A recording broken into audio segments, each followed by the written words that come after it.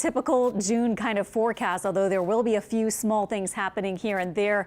Of course, as we just heard, this is the big picture with a lot of heat all across the nation. But actually, here we are in New Orleans at 92. Now, our hot weather is expected to get a little more intense tomorrow, possibly. So we do have a heat advisory issued for tomorrow. This is from noon to 7 p.m. And this would be for feels like temperatures perhaps approaching 110 in some spots. So a little more humid and that muggy hot feel certainly in play for tomorrow.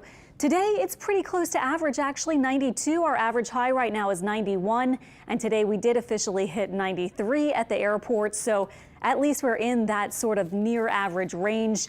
The feels like temperature a little worse than yesterday, as it feels like near 105 to 110 for almost all spots.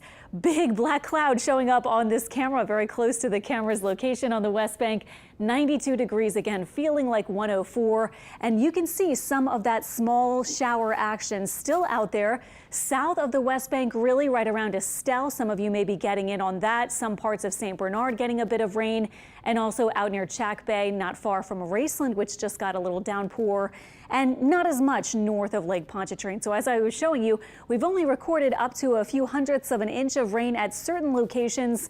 Look at Morgan City, though, said about 0.6 inches of rain so far today. We're not expecting a whole lot more heading into this evening. Anything we do see out there should be winding down in the next hour or two. Our temperatures dip into the 80-degree range for early tomorrow, and with that slightly higher humidity, we will probably be not quite as cool even as what we were early this morning. I raised our overnight low temperatures a degree or two for both north and south of the lake locations tonight. And then tomorrow, high temperatures expected around 94, maybe even 95 in some spots. We do have a chance for rain, and I've increased the rain chance at the start of the week. Even though we do have a big high pressure area in the upper atmosphere, I think we'll still be able to get some spotty thunderstorms and showers, kind of like today, to help cool us off a little bit. For example, tomorrow, this is by noon, a few showers out there. This could be potentially 4 p.m. Some rain helping out for at least some of us, and then 6 p.m. most of the rain wrapping up, and much quieter after sunset. This would be around 10 p.m. tomorrow evening.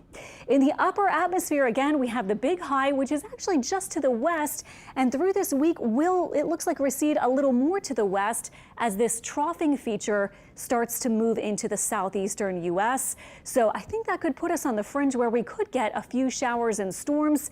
At the surface, heading toward the weekend, you can see our rain chance may go up a little bit. The fronts, unfortunately, not getting the push this time of year all the way south.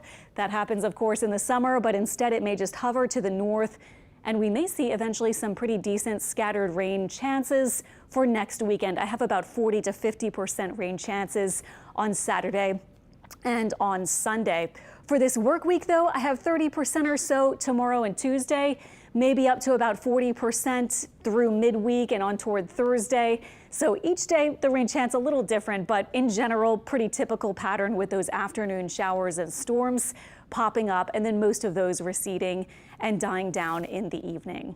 In the tropics, we have gotten rid of some of the areas that we've been watching across the Gulf of Mexico and near the U.S. This is really all that we have out there at this point. This low pressure area in the extreme western Gulf, it is moving inland pretty much as we speak. Now it has only a 20% chance officially of development, but this is not really going to have much of a window to actually organize. It's so close to land. It is moving in and will bring rain to northern Mexico. But this takes us through the middle of this upcoming week, and everything's still looking pretty quiet. We don't have any threats or anything to really watch out for our area or our part of the Gulf Coast heading into this week. Really, instead, it's just the heat and that daily chance for a few showers and storms. Don't be surprised by one of those pop-up storms in the afternoons. We know it can bring some brief heavy rain, but they should be somewhat short-lived and then leaving us in the evenings with drier weather.